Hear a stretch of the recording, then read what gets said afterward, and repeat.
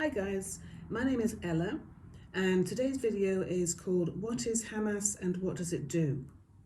In this video I will look at who Hamas is, its objectives and values as set out in its founding charter, and who its affiliates are. I'll offer my analysis throughout. If you like this video, please subscribe to my channel and give it a thumbs up. That will help other people to see the video. Hamas is a Palestinian political and terrorist organization that was founded in 1988 in the Palestinian territory of the Gaza Strip. It recently executed the October 7th massacre in Israel. Hamas's roots lie in Egypt's Muslim Brotherhood, who opposed Israel politically, culturally, and religiously, and Hamas was formed as its Gazan Palestinian branch in order to shape their mutual political and military interests and distinguish Hamas from competing terrorist organizations in the Palestinian territories, such as the Palestine Liberation Organization and Fatah. Being Islamist in its ideology, Hamas's raison d'etre is to win what it perceives as a holy war being fought in the name of Islam, in other words, a jihad, by its members, and provide support to all jihadis, the Islamic holy soldiers, who are engaged in the jihad against what it perceives as its greatest enemy, the Jewish people and the State of Israel.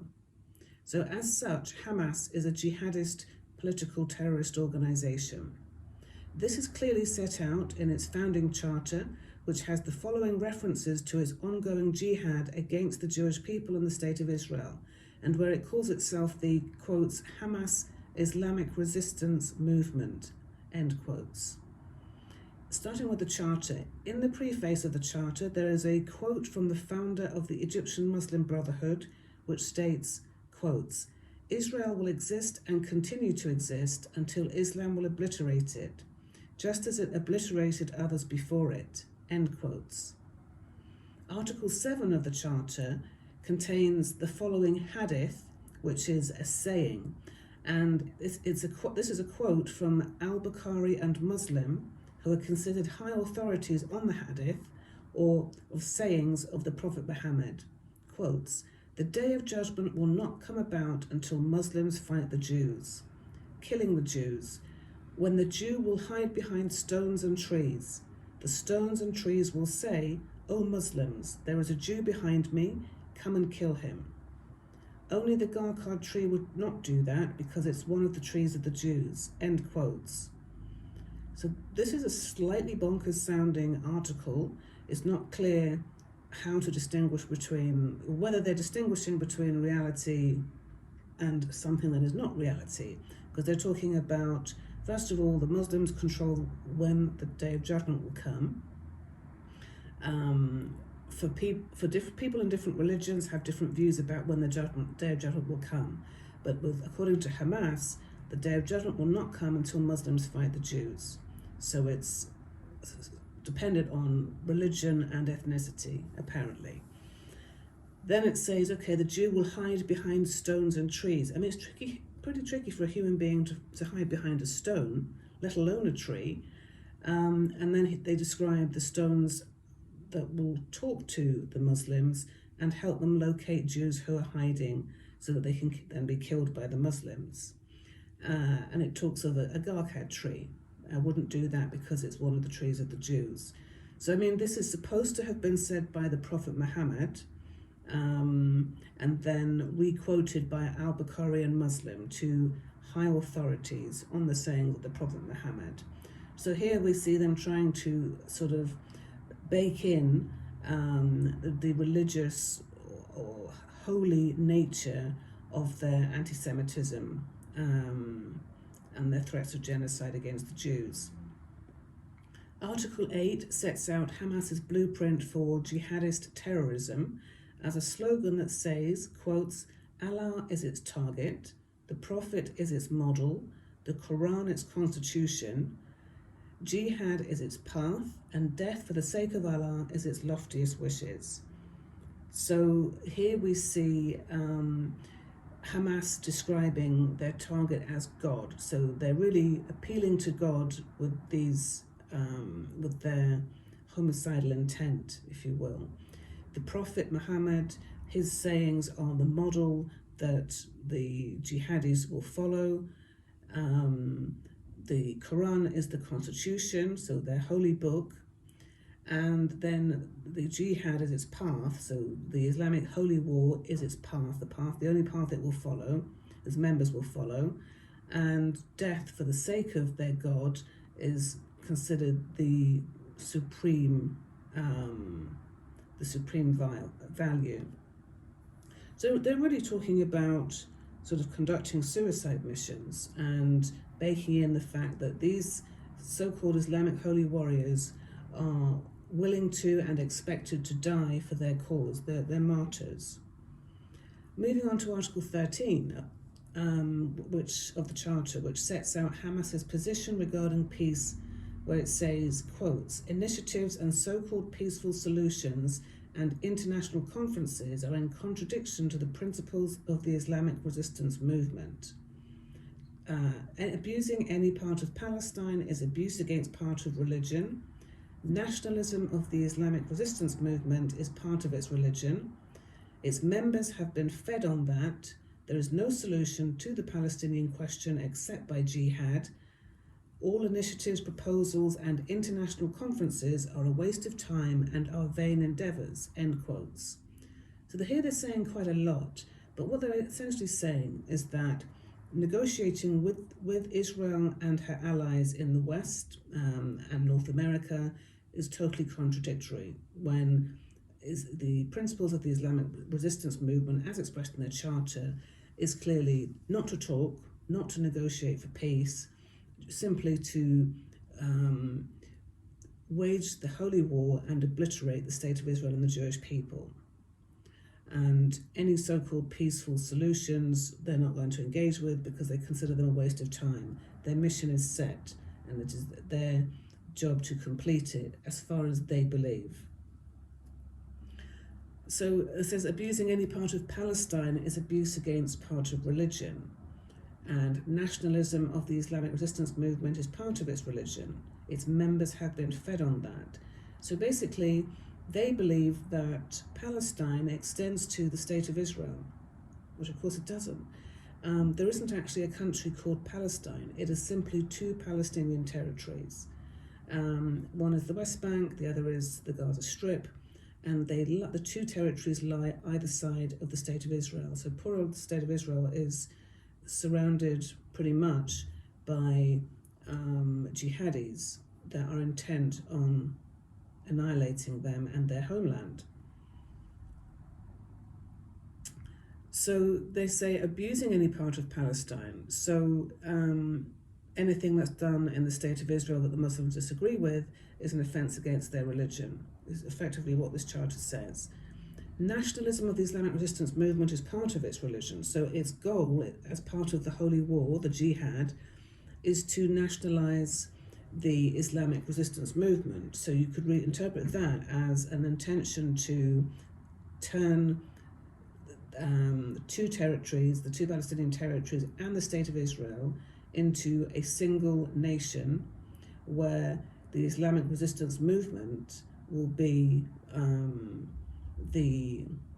form its constitution. So they're looking at installing, not just obliterating the state of Israel and the Jewish people, but also conquering their land and making it part of a state or Muslim caliphate of Palestine. So completely replacing Israel with an Islamic state. And the Islamic State will be based along the lines of the Islamic resistance movement. So when it says its members have been fed on this, well, it sounds as though all members, they didn't come into the organisation believing that, they were fed that in order so as to indoctrinate them so that they now believe that. And that is what spurs them on in their jihad against Israel. There is no solution to the Palestinian question except by jihad, so their holy war, their holy Islamic war, is the only way to resolve the problem facing Palestinians. And all initiatives, proposals, and international conferences are a waste of time and vain endeavours. So in other words, don't invite us to any peace proposals or accords. And you remember that Hamas said that one of the reasons they waged this war, this massacre, whether they executed that, was because they had been left out of the Abraham Peace Accords that other countries in the region signed with Israel. But I mean, why would they expect to be invited to participate when they've made it clear they have no time for any such attempts at peace? So we're already seeing quite a lot of confusion in the mindset of those who formulated this charter, in my personal opinion. Article 22 is effectively an update to the notorious forgery called the Protocols of the Elders of Zion. This was a book whose Russian publication in 1905 was adapted from an earlier benign French edition to include the Jewish people and blame them for each of the world's ills. This Russian version was favoured by Adolf Hitler and the Nazi Party in Germany in the build-up to the Holocaust in the 1930s to the mid-1940s. The Nazis used this particular forgery, the Protocols of the Elders of Zion, to spread anti-Semitic propaganda amongst Germany, the citizens of Germany, presumably to give them a reason to support the Nazis in executing one of the world's most heinous crimes against humanity, the Holocaust, which killed 6 million Jews. Hamas's version of the Protocols of the Elders of Zion promotes a wide-ranging conspiracy theory that accuses the Jewish people of controlling the world and all its major events, of starting and retaining a financial interest in every war known to man, of building secret networks and amassing disproportionate levels of wealth, for destroying the Islamic Caliphate, and for being fully supported by the communist East and the capitalist West. So again, quite a lot going on in here. There's a sense of paranoia when Hamas says that the Jewish people control the world and all its major events. I mean, that presumes huge amounts of power in the Jewish people. There's nobody else involved. It's just Jews starting the war, just Jews massing wealth, just this, just that. It's a little bit far-fetched. I mean, retaining a financial interest in every war known to man, so that would mean that the Jewish people were involved in every war known to man. It's just not credible. I mean, wars are started in different parts of the country by different parts of the world by different people, and that has been the case since the year dot. It's not possible, the Jewish people are not sort of omnipotent. So how could they possibly have a finger in every single pie all across the world all the time? It's ridiculous. And then also you see the Hamas accusing the Jews of destroying the Islamic Caliphate. Well, surely it was the British and her allies that did that. If Hamas is referring to the Ottoman Empire, which was conquered when the Ottoman Empire controlled what was at that time called Palestine, or if they're saying that this was the Islamic Caliphate that the Jews supposedly destroyed, they have the facts wrong, because the Jews weren't involved in that. It was Britain and her allies, mainly. And that was why the Brits were able to defeat the Ottomans and conquer Palestine for themselves. If it was the Jews that had destroyed the Islamic Caliphate, then they would have been able to have Palestine for themselves in place of the Brits from 1917 to 1948, and that wasn't the case. It was called the British Mandate for Palestine, and that was given to the British by agreement with other countries, and it went on to administer and rule it from there. So why Hamas is targeting its grievances about that at the Jews can only be for one reason. which is that they're just scapegoating the Jews. The Jews are a convenient scapegoat. It seems cowardly to do that. The Jewish people are a really small minority as a percentage of the world population, and that continues to be the case in most countries that the Jews live in. So they're really just picking on the smallest, weakest, most vulnerable people, and that's just something that cowards do. So moving on, it says it accuses the Jews of being fully supported by the communist East, so presumably China, and the capitalist West. It's going to be Europe and North America, those allies of Israel. So presumably Hamas is a lonely organization. I mean, outside of other Muslims, according to this, they don't seem to have any other allies. They don't see themselves as having any other allies, and they don't want any other allies. Any allies that are aligned with Israel and the West and the communist East are Hamas's enemies, and its soldiers will fight. They bring their jihad to them as well. Article 28 of Hamas's founding charter references the Jewish state and her people. It states, Israel, Judaism and Jews challenge Islam and the Muslim people. May the cowards never sleep. As I mentioned earlier, the preface section of the charter explicitly says, quotes, Israel will exist and continue to exist until Islam will obliterate it, just as it obliterated others before it. So here we're seeing another grievance from Hamas that Israel and the faith of the Jews and the followers of the faith, the Jews, challenge Islam and Muslim people. How?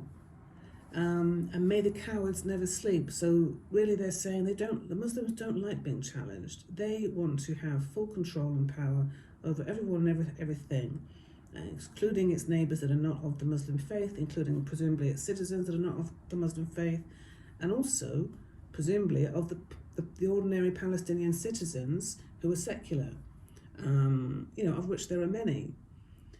So then they say Israel will exist. Yes, so the Israel will exist and continue to exist until Islam will obliterate it, just as it obliterated others, is obviously a direct threat to annihilate the state of Israel. And that's really sinister. And based on their conduct over the decades, it's safe to assume that they will continue to pursue that goal indefinitely until they have been eliminated themselves. Moving on to Article 32 of the Charter, which aligns itself again with the ideology of Hitler and the Nazis, and says of the Jewish people, quotes, their plan is embodied in the protocols of the Elders of Zion, and their present conduct is the best proof of what we are saying, end quotes.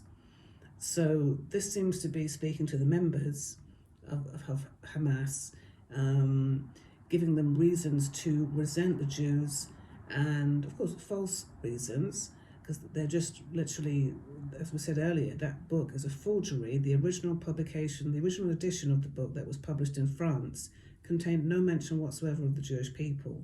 It was the Russians, when they republished it in 1905, who had adapted the book and in order to include this anti-Semitic conspiracy theories against the Jews. So this seems to be for the benefit of the members of the organization, the so-called jihadis, for them to keep in mind why the Jews in the minds of Hamas are their enemies. 9. At its conclusion, the Charter states, the Islamic resistance movement is composed of soldiers. So there you have, it's soldiers, but that also, another word for soldiers in the Islamic faith is jihad. Let me just correct myself, whether that's in the Islamic faith or it's in the Islamic faith. So a jihadi is someone who is fighting an Islamic holy war, and a jihad is an Islamic holy war.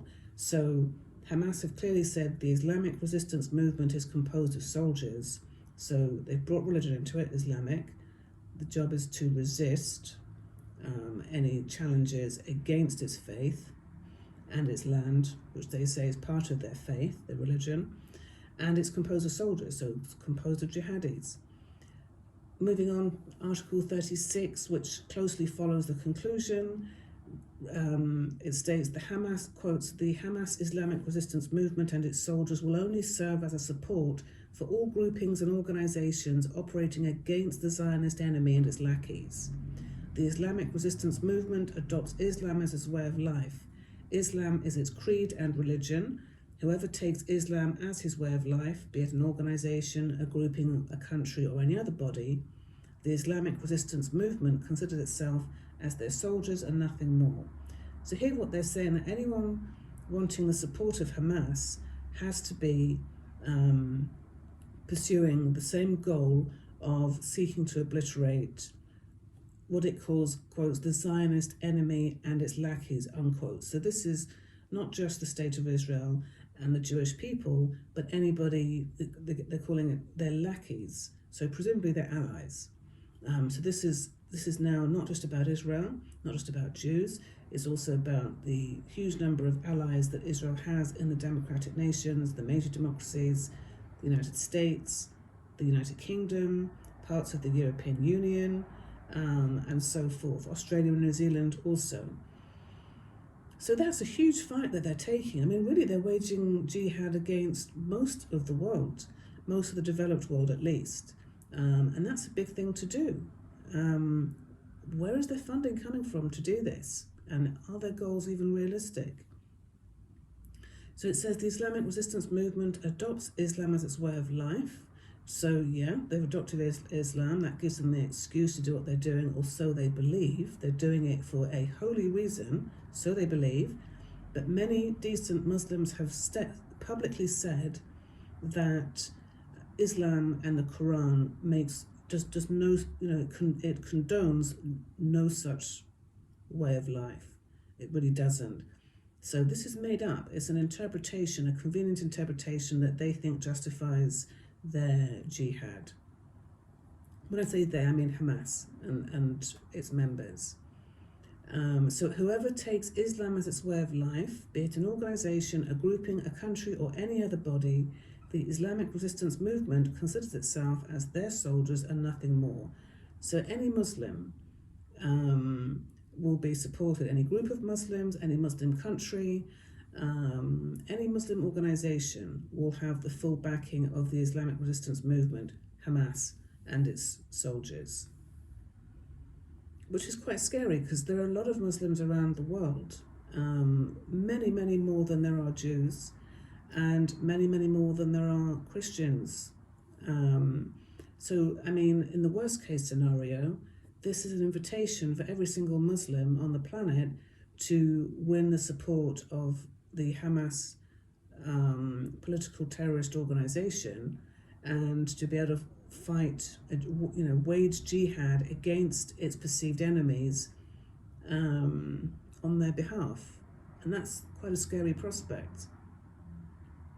So as demonstrated in its founding charter, jihadist objectives clearly lie at the core of the Hamas political and terrorist group, in the way that they lie at the core of other jihadist terrorist groups, for example ISIS, ISIL, Al-Qaeda, the Iran Revolutionary Guard Corps, and the Palestinian Islamic Jihad. However, Hamas can be distinguished from these groups because its ideology is also Palestinian nationalist in nature, and its other objectives as far as Palestinian nationalism are to 1. Lead the Palestinian resistance to and opposition against Israel. 2. Be the main such organization in Gaza. 3. Annihilate the Jewish state and the Jewish people. 4. Return the Palestinian Muslims to the land that belongs to the state of Israel, or to the Jewish homeland. 5. To rename that land Palestine and establish an Islamic political entity there, be it an Islamic state, an emirate, or a Muslim caliphate, and impose Sharia law there. In terms of Hamas's, this is a pipe dream. Look, I don't want to antagonize anybody here, but the question on my mind is how on earth would they achieve this? Israel has so many powerful and influential allies across the world, particularly in the major democracies. And those democracies are not going to allow any harm to come to the State of Israel as far as possible. It will do everything it can to protect the State of Israel from this. So obviously we saw earlier that Hamas is willing to bring the jihad to these Israel's allies. But how? Needs a phenomenal amount of money. If it's going to bring the money in from Iran or from other sources, perhaps Muslim fundraising campaigns across the world, which there are many in most countries. It's been said recently that at least some of those charities are sending money to Hamas. So we've got to look at the ways that Hamas is being funded and try and cut off those funding sources. In terms of Hamas affiliates, Hamas is the largest and strongest such group in Gaza, where there are around 40,000 terrorists in operation. Hamas has a military wing named the Ezzedine al-Qassam Brigades, members of which recorded themselves mutilating Israelis and going from house to house, shouting for people to come outside on the promise that they would not be shot, only to be taken hostage when they were forced to comply on October the 7th at the massacre that Hamas executed with its affiliates. So Al-Aqsa were the ones that filmed themselves executing the massacre and terrorizing Israeli people. It also has deep ties with at least 9 other... Sorry, I said Al-Aqsa, I meant Ezzedine al-Qassam Brigades. There's a separate brigade which I'll come to later, which is called Al-Aqsa, but it was the Ezzedine al-Qassam Brigades that filmed themselves executing the massacre in Israel, taking Israeli hostages and mutilating and murdering other Israelis. So that particular massacre, the October 7th massacre, involved around 3,000 Palestinian terrorists, and they are fighting alongside Hamas against Israel in the Israel-Gaza war, which was the military defense campaign that Israel launched in response to the massacre. Together, these groups are integral to the Palestinian nationalist movement and to achieving the objectives in the founding charter. So the 8 groups, which I'm going to come to in a moment, the affiliated terrorist groups, are integral to the Palestinian nationalist movement and to achieving those objectives to annihilate the State of Israel. So how has Hamas become the largest political and religious terrorist organization in Gaza? Well, it achieved this by collaborating with the Egyptian Muslim Brotherhood that I mentioned earlier and the Palestinian Islamic Jihad terror group, which is the second largest group based in Gaza and is also financed and supplied with arms and munitions by Iran, which over the last couple of years has allowed it to expand its presence in the Palestinian territory of the West Bank. Back to Hamas, by effectively being retained by Iran, which has financed and armed the group continuously, by Hamas providing or allowing Hamas to provide governance, services and jobs for Palestinians, and by fighting for Palestinian rights. This latter strategy resulted in Hamas winning the hearts and minds of around 40% of voters in the democratic elections that were held in Gaza in 2006. And this was sufficient for Hamas to form a government and to build a civil service of 40,000 Palestinian nationalists. However, the losing party, Fatah, which is the 3rd largest political and terrorist organization in Gaza, and the largest political party in the Palestine Liberation Organization, the PLO, which is the international representative of the Palestinian people, excluding Hamas, did not accept the outcome of these elections, and nor did the international community. But with Hamas having won full power and control over Gaza, full democratic control and power over Gaza, Fatah retained full control of the Palestinian Authority in the West Bank, which is led by President Mahmoud Abbas, who is being pitched by President Biden of the United States to run Gaza after the Israel-Gaza war has ended. Like Hamas, Fatah has an armed military wing of its organization called the Al-Aqsa Martyrs Brigades, which frequently fights alongside Hamas and did so on October the 7th alongside the Al-Qassam brigades and Hamas. So Hamas has developed networks of affiliate Palestinian nationalist and Islamist terrorist groups, and it collaborates regularly with them on anti-Israel and anti-Semitic missions. These include the following 8 terrorist groups that at the time of making this video operate alongside Hamas in Gaza, in the Israel-Gaza war. So first of all, as I mentioned, Hamas is the first, the largest, the strongest, operating in Gaza. Its armed wing is called the Ezzedine Al-Qassam Brigades. Then you have the Palestinian Islamic Jihad, whose armed wing is the Al-Quds Brigades. You have Fatah, which is the 3rd largest, and its armed wing is called the Al-Aqsa Martyrs Brigade.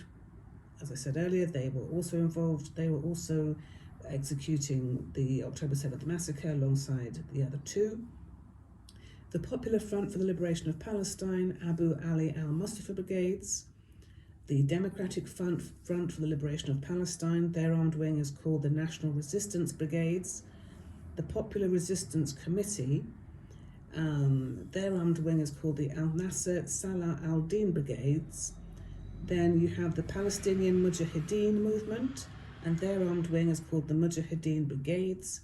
And finally, you've got the Popular Front for the Liberation of Palestine General Command, whose armed wing is called the Jihad Jibril Brigades. Over the last 2 years, Palestinian civilian support for armed resistance against Israel has increased, providing cover for Hamas to strengthen its popularity, not just in one Palestinian territory, the Gaza Strip, but in both, in the West Bank as well.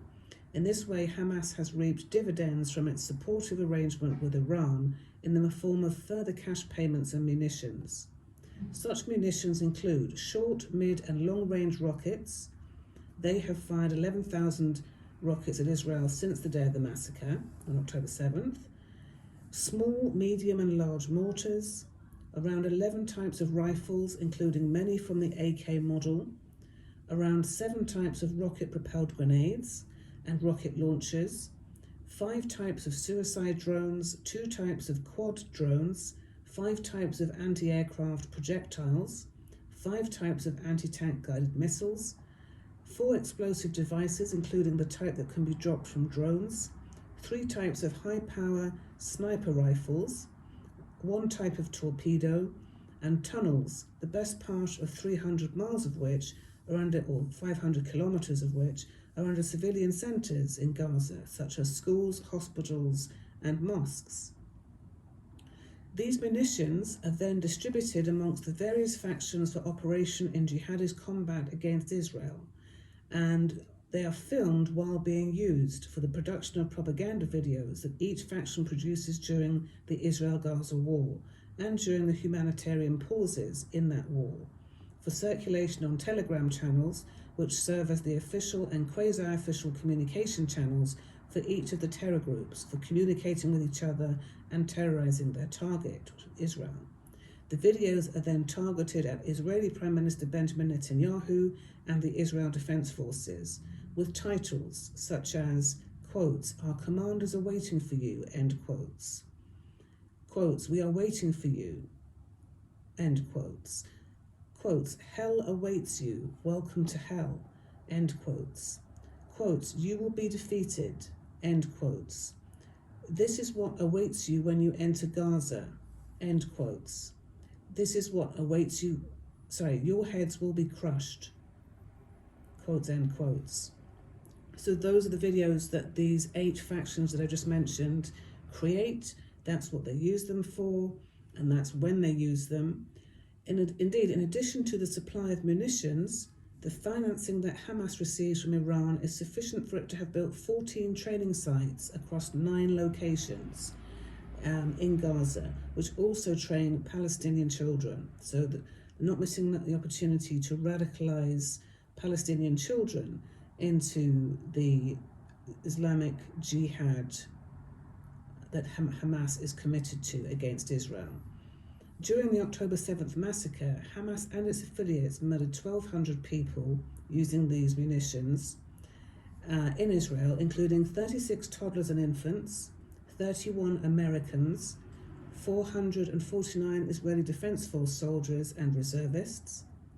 Hamas wounded 6,900 people, including 1,593 IDF soldiers and reservists, and nearly 200,000 Israelis were driven from their homes.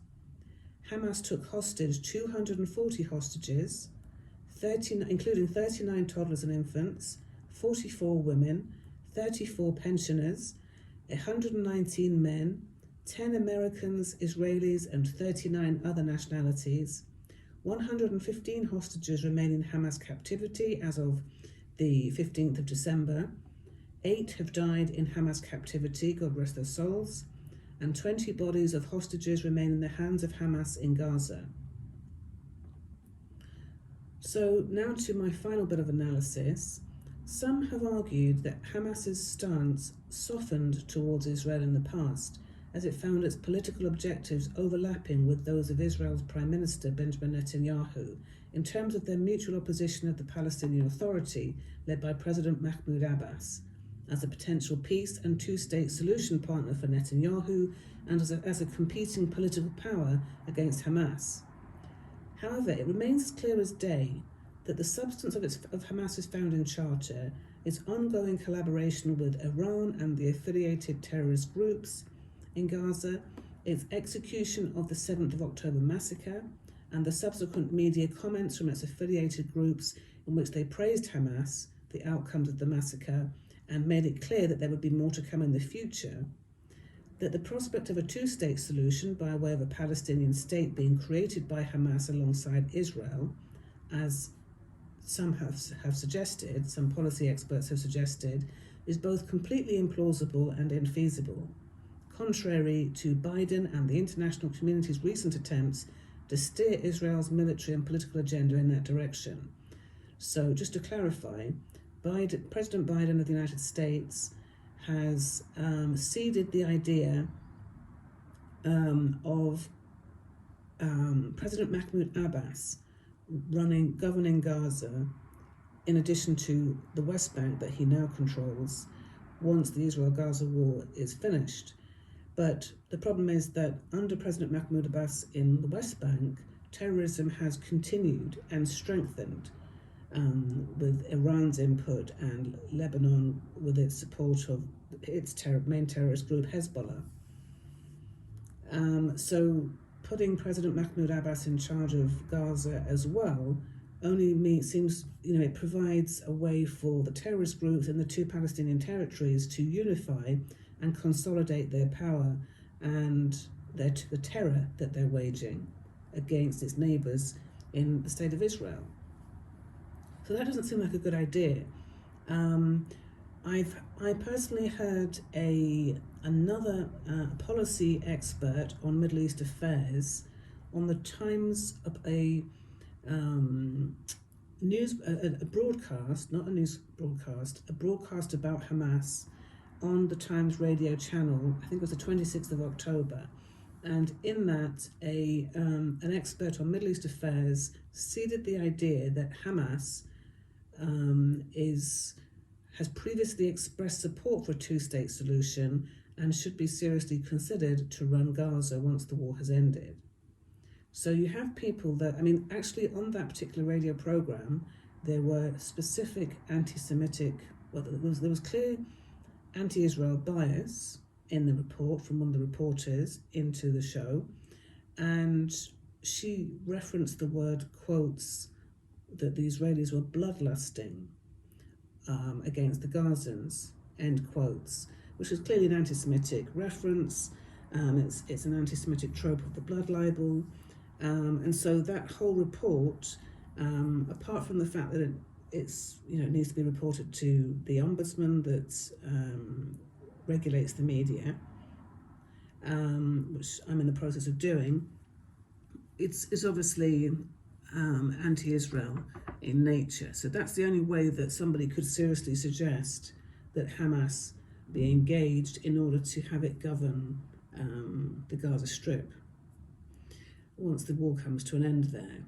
But it's although it's ridiculous and anti-Semitic and biased, these ideas are being taken seriously by the people that these experts advise.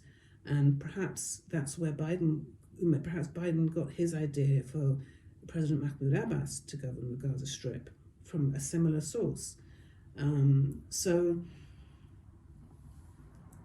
no other democracy has been asked to accept a terrorist state of any nature, let alone an Islamic one, being created on its border. And so, I mean, I don't think it's ever happened. I know that in the United Kingdom, where I'm based, we had a problem with the IRA terrorizing Britain for a long time, and in the end, a peace agreement was achieved. But Ireland does not live, literally, there is no, it lives near to England, but it's hundreds of miles away. There's a nice distance, and there's water between the two countries. So it's not quite the same as asking Israel to accept the Islamic, the jihadis as their neighbours. And it's no wonder that, in my opinion, that Israel continues to resist such an agenda. It's not possible to live next door to people who spend every waking moment of their lives trying to obliterate you and your country. So those are my thoughts on the terror group Hamas. If you have any comments, please leave them in the comments section. Thank you for watching.